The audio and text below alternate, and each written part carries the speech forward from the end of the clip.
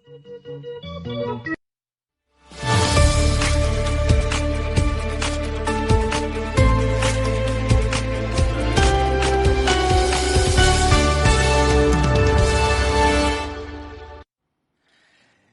ሬድዮ ድምፂ ኣሜሪካ እዩ። 22 ብ25 ብ31 ሜትር ባንድ ሳተላይት VOA 24 ብኢንተርኔትን ፌስቡክን ካብ ሶኒ ክሳብ ዓርቢ ኩሉ ሻዕ ካብ ሰዓት 4 ክሳብ 4 ፈረቓን ወይ ካብ ሰዓት 10 ክሳብ 10 ፈረቓን ካብዚ ካብ ዋሽንግተን ዲሲ ብቐጥታ ዝመሓላለፍ መደብ ቋንቋ ትግርኛ ሕዚ ጀሚሩ።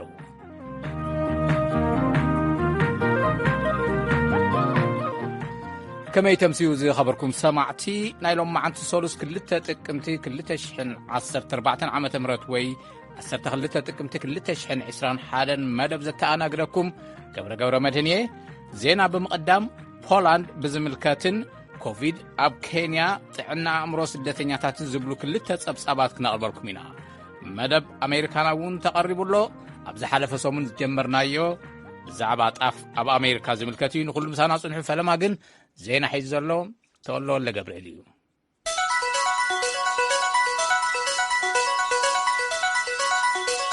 ሰላም ከመይ ተምሲኡ ተወልደ ወልደ ገብርኤል ዜና ዘስማዓኩም።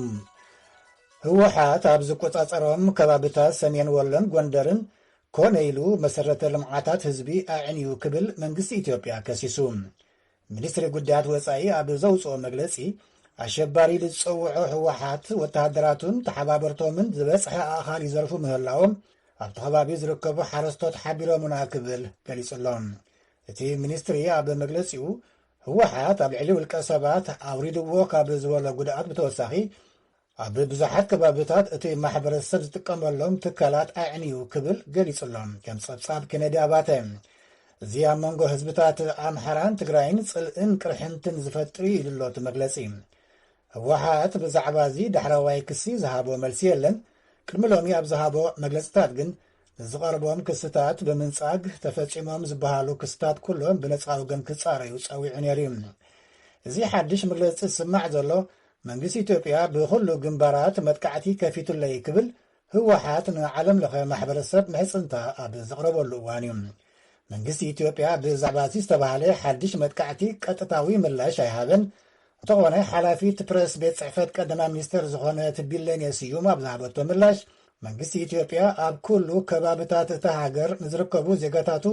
ካብ ተግባር ሽበራ ናይ ምክልኻል ሓላፍነት ኣለዎ ምባላ ሮይተርስ ጠቒሱሎም።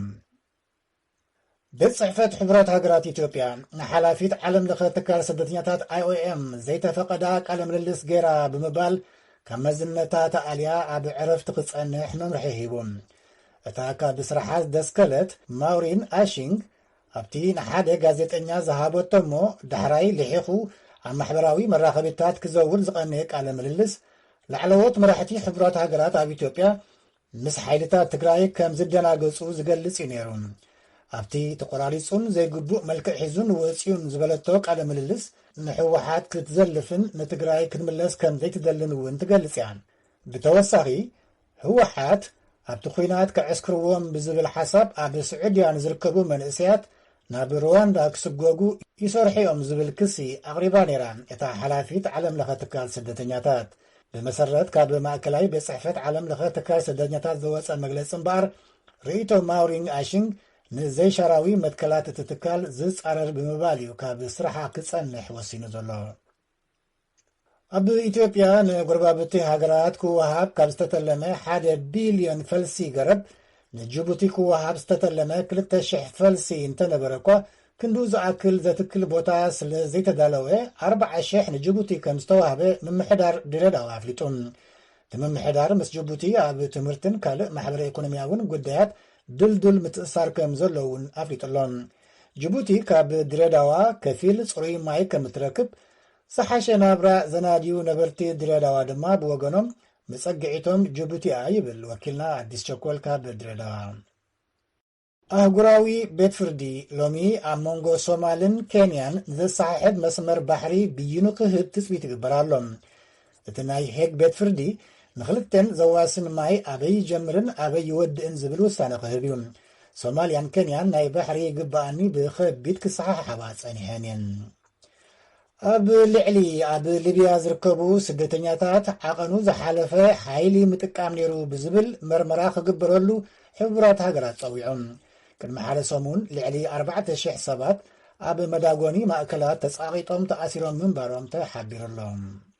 ኣብ ኡጋንዳ 4 ግዜ ንፕሬዝደንትነት ተወዳደረ ኪዛ በሲጀ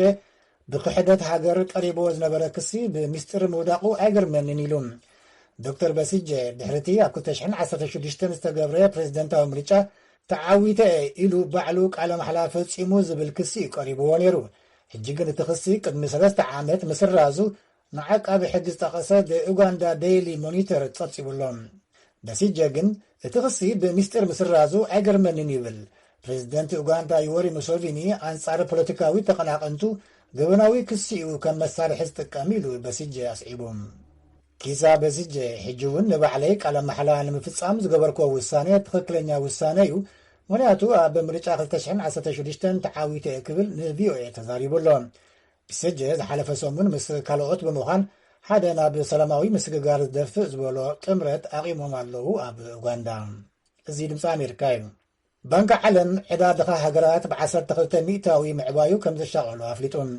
ኣብ 2020 ብሰንኪ ጸቕጢ ለበዳ ኮቪድ ድኻ ሃገራት ሪኮርድ ዕዳ ከም ዝተሸከማ ዓለማዊ ባንኪ ኣፍሊጡሎም ፕሬዝደንት ባንኪ ዓለም ዴቪድ ማልያስ ፍርቅን ድኻ ሃገራት ኣብ ዝለዓለ ጸቕጢ ናይ ወፃኢ ዕዳ ተሸሚመና ኣለዋ ኣብ ቁጠባዊ ሕውየት ዝሳገራሉ ደረጃ ክንሕግዘን ኣለና ኢሉ ኣብ ኢጣልያ ሎሚ ሰሉስ ኣኼባ ሒዞም ኣለዉ መራሕቲ ጉጅለ 20 ብዛዕባ ሰብኣዊ ቅልውላው ኣፍጋኒስታን ይዝቱ ኣለዉ ድሕሪ ምቁፅጻር ጣሊባን ረድኤት ንምብጻሕን ጸጥታን ምውሓስን ብዝምልከት ኣንጋዲቱ ዋዕላ ቀዳማይ ሚኒስትር ኢጣልያ ማሪዮ ድራጊ ዋና ጸሓፊ ሕቡራት ሃገራት አንቶኒዮ ጉተረስ ፕሬዚደንት ዩናይትድ ስቴትስ ጆ ባይደን ቀዳማይ ሚኒስትር ህንዲ ናረንዳ ሞዲ ካልኦት መራሕቲ ጉጅለ 20 ተረኺቦም ኣለዉ ሓላፊ ፖሊሲ ወፃኢ ሕብረት ኤውሮጳ ጆሴፍ ቦሬል ተማሊሶኒ ክዛረብ ከሎ ንጣሊባን ኣፍልጦ ከይሃብና ንህዝቢ ኣፍጋኒስታን ብቐጥታ ክንረድኦ ኣለና ኢሉ ጉተረስ ብወገኑ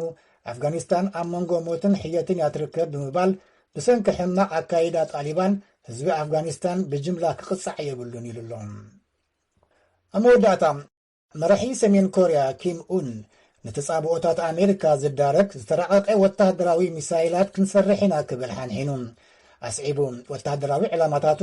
ናብ ደቡብ ኮርያ ከም ዘየቐንዕ ብምግላጽ ህዝቢ ኮርያ ድሕሪ ደጊም ነንሕድሕዱ ክዋጋእ የብሉን ክብል ኣብ መንጎ ዋሽንግተንን ሲኦልን ፍልልይ ንምፍጣር ምፍታኑ ተገሊጹሎም ኣሜሪካ ኣብ ዞባ ኮርያ ምንጪ ዘይምርግጋእ እያ ዝበለ መራሒ ኮርያ ዝተራቐቐ ሚሳይላት ንምህናጽ ኣመራጺ ምዃኑ ኣፍሊጡሎም ኪም ነዚ ተዛረበ ናብ መሬት ኣሜሪካ ዓረር ኒኩሌር ክስከም ይኽእል እዩ ዝተባህለሉ ሚሳይላት ተማሊ ተዘዋዊሩ ኣብ ዝተዓዘበሉ እዋን እዩ ዜና በዚ ፍጸም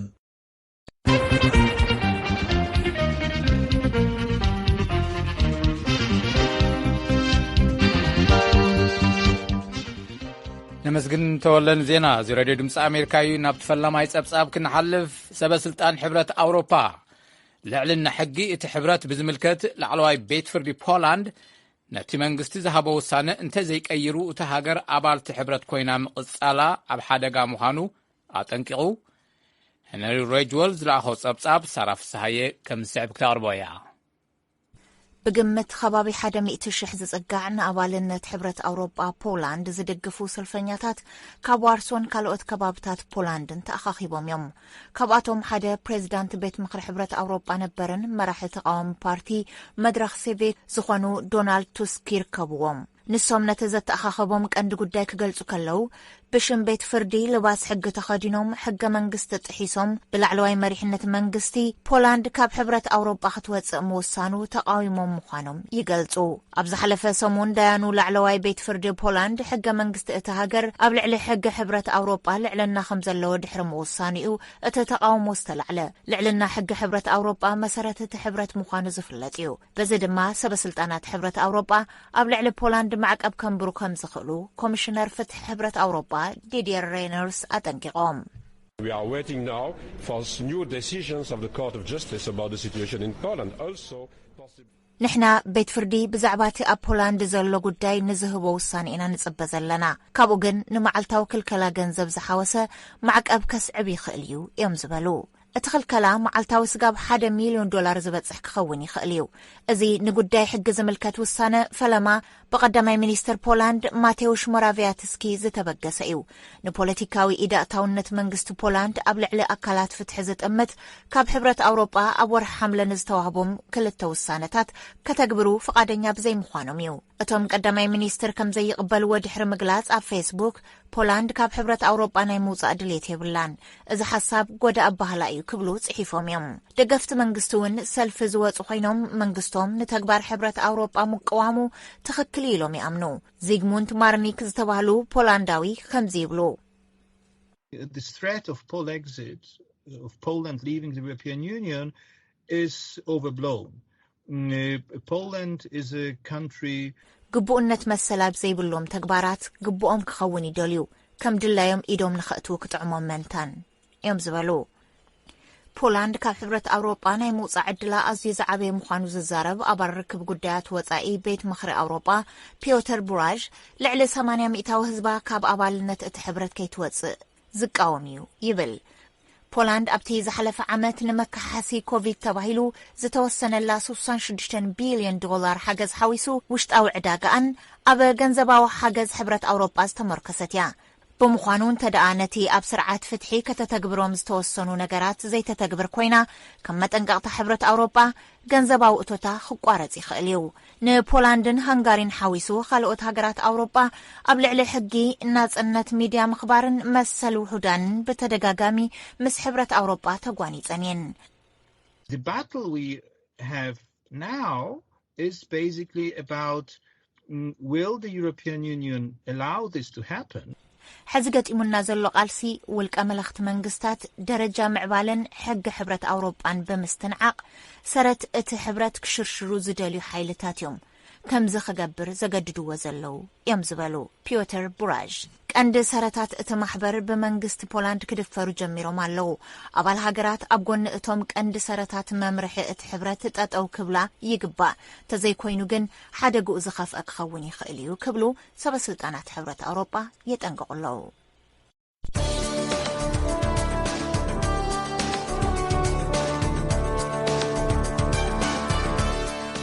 ናብ ካልኣይ ጸብጻብ ክንሓልፍ ለበዳ ኮቪድ-19 ኣብ ልዕሊ ብዙሓት ሰባት ብሕልፊ ከዓ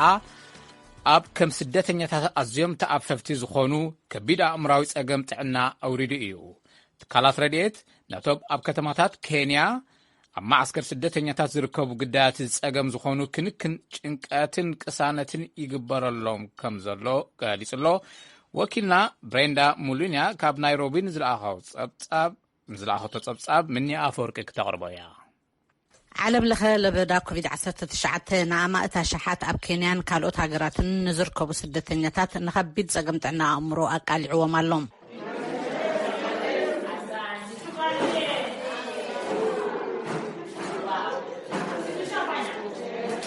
ካብ ሃገሮም ክሃድሙ ከለዉ ብርቱዕ ስንባዳ ኣጓኒፍዎም ዝነበሩ ስደተኛታት ለበዳ ኮቪድ-19 ኣብ ልዕሊ ገንዘባዊ ዓቕሞምን ዕለታዊ መነባብሮኦምን ናይ ገዛእ ርእሱ ጽልዋ ኣሕዲሩሎም ኣሎም። ወሃቢት ቃል ላዕለዋይ ኮሚሽነር ጉዳይ ስደተኛታት ዩያን ባን ሕብረት ሃገራት ነዚ ሓድሽ ብድሆ ይገጥመሎ ትብል። So we witnessed that the counseling per month has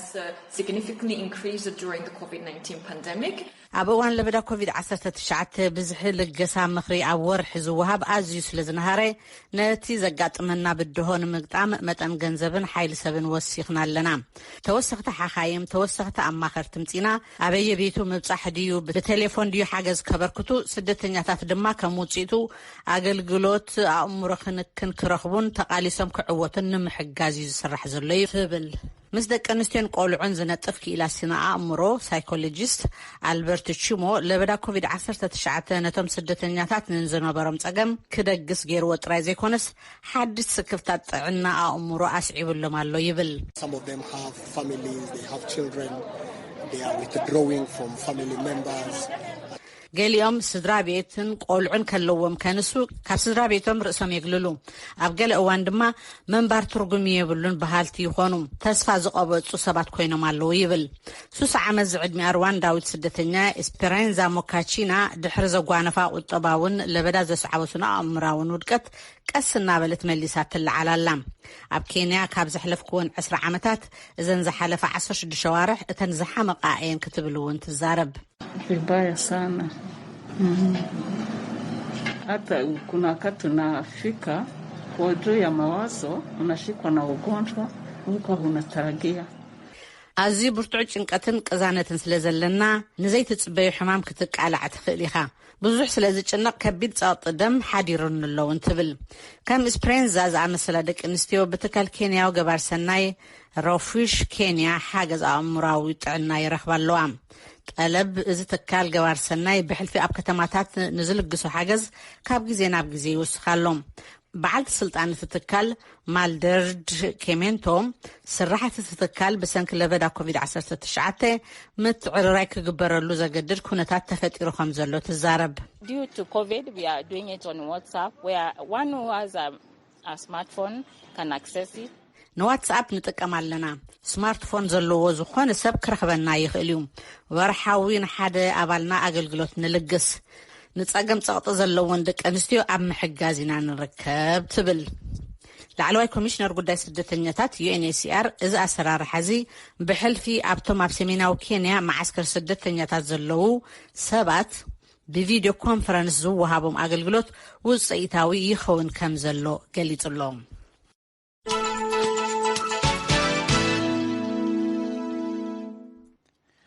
زي راديو دمس أمريكا إيو حزي دمان نعم مدب أمريكا ناكن حلف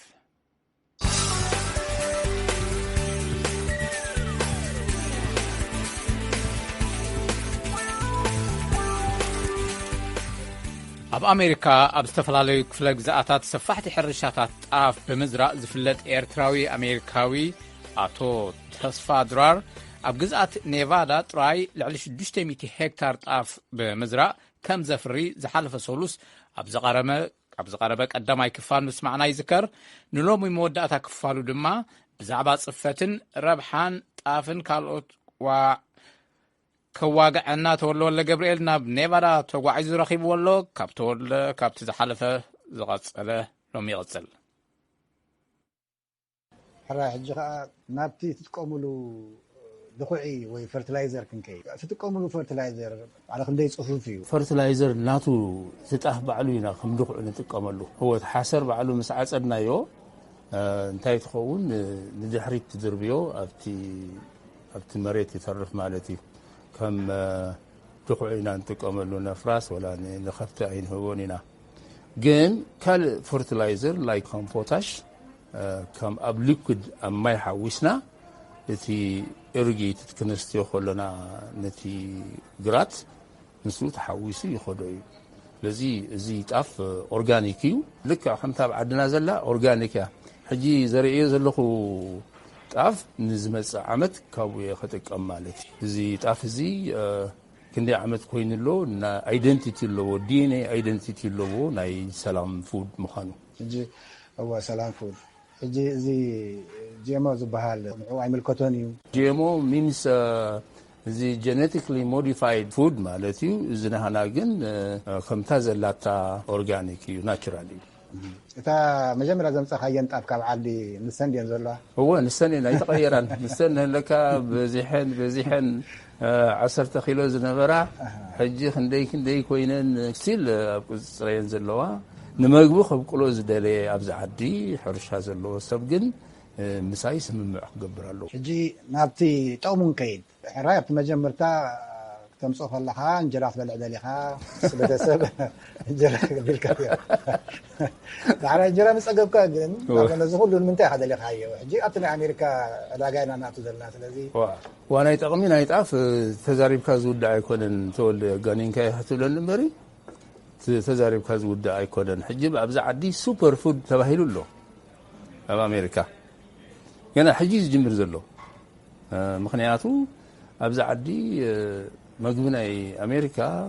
فولتو سرناين عفنوني سرناي جن تبلعو مقرت اللو جن نطعنا صبو ايكودن جلوتين اللو سبات اللو جلوتين كولعو زي كولو حجي جلوتين تاي مالتي حصر بيلي I think Latin word يا تاجلوتن كاب جلوز مسخون خليله أنا زترتر حجي بيسا خسرها كله أنت داري خايم بيسا هاوس بيسا بق يدربيو بسماي الحمد لله يوم سفلا عليه شيب يقولوا له إذا أنت أيو تجلوتن يو تي بونديناتو سترونجي وان بيسا خسرها قليل ينسو شو كتر إلو جن أبو كبده 5 ساعات وقت حققوا زي بلاستيك زي خبيدي طاف جن كومو بسماي كد نادربخا انجرا خصن كتاي تخلني فركشكش يزبل اب كبده 5 ساعات اون فركشكش يزبل so this is the benefit زبل خايو طاف كسرح خاتللي خدنقساقس خاتللي ايرون አለው ابي جلوتين جن اب سرناي جن سرناي تسرح ነገር ተራበልካ اب كنت خسرح تدلي خدقس خاتللي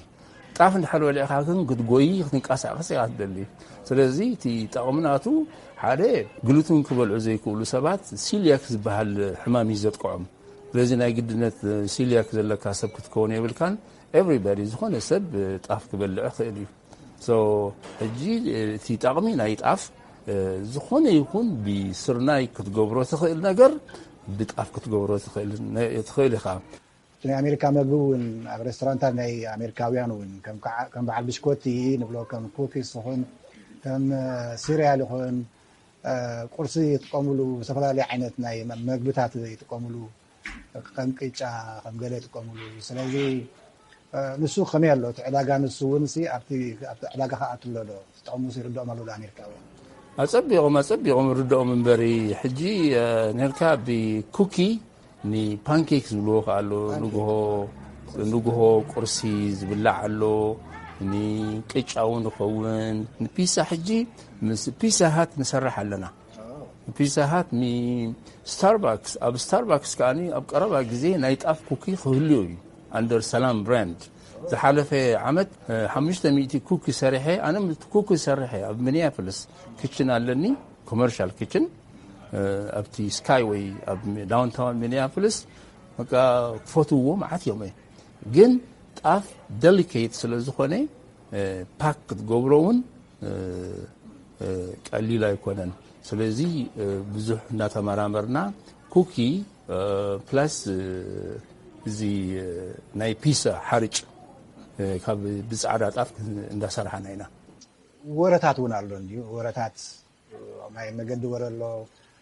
ብዝተፈላለየ ማሕበራዊ ሚድያ ዘይበሃል ነገር የለን ኣብ ሕርጭ እዚ ገለ ኣቱ እቲ ሕርጭ ገለ ፀንሖ ገለ እቱ ልኦም ገለ ረኺብና ኣሎ ገለ ዝበሃል ኣሎ ብሓፈሽ ማለት እየ ባዕሊ ክንደይ ወይ እንታይ ኣለካ ነዚ ዝኸውን መልሲ ባዕሊ ክንደይ ጥንቁቃት ኢኹም ወላ ኣብዚ ኣነ ካብ ካልእ ዓዲ ዝመፅእ ዝፈልጦ የብለይን ካብ ሕጂ ሓርጭ ተጣሒኑ ካብ ወፃኢ ዓዲ መፅኡ ኣሜሪካ ካብ ኢትዮጵያ ሓደ ግዜ የምፅኦም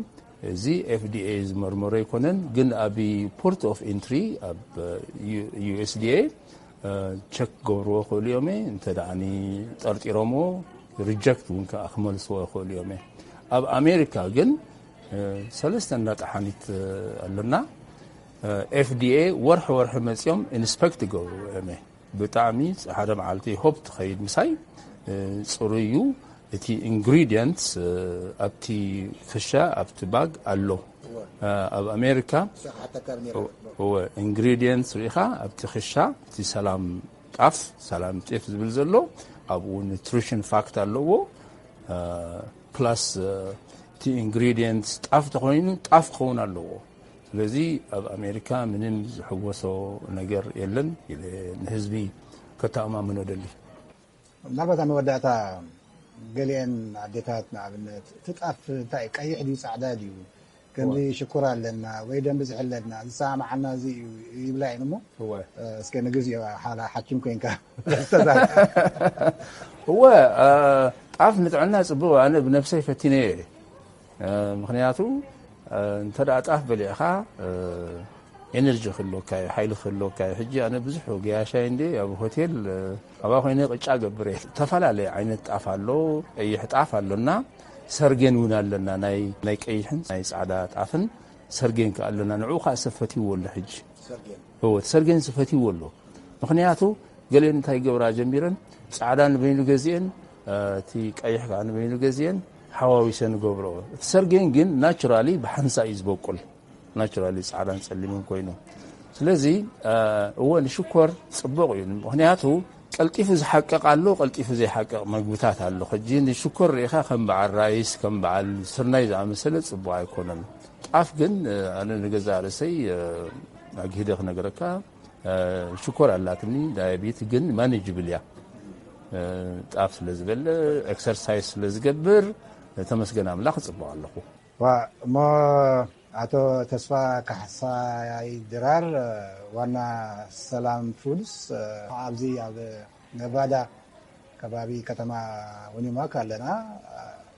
ንሪኦ ከም ዝቐነና እዚ ሕርሻታት ብጣዕሚ ዝምስጥ እዩ ብጣዕሚ ዝገርም እዩ ገፋሕቲ እዩ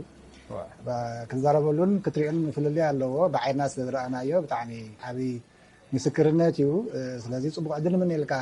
ንስራሕ ትፈትዩ ኢኻ ትመስ ንቀሳቀስ هو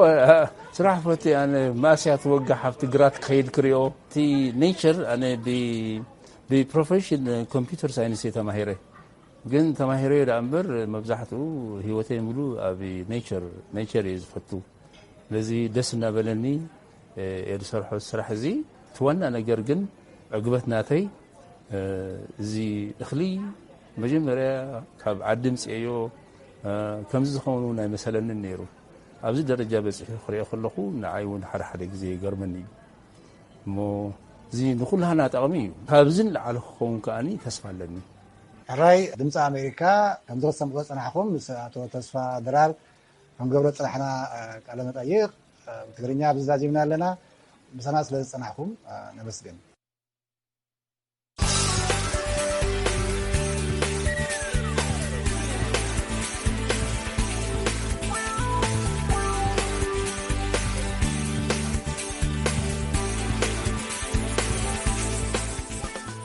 ክቡራት ሰማዕቲ ኣብ ቀጻል እውን ጣፍ ምስ ዝዘርኡ ዘለዉ ጻዕዱ ኣሜሪካውያን ሓረስቶትን ብዛዕባ እቲ እኽሊ ምርምር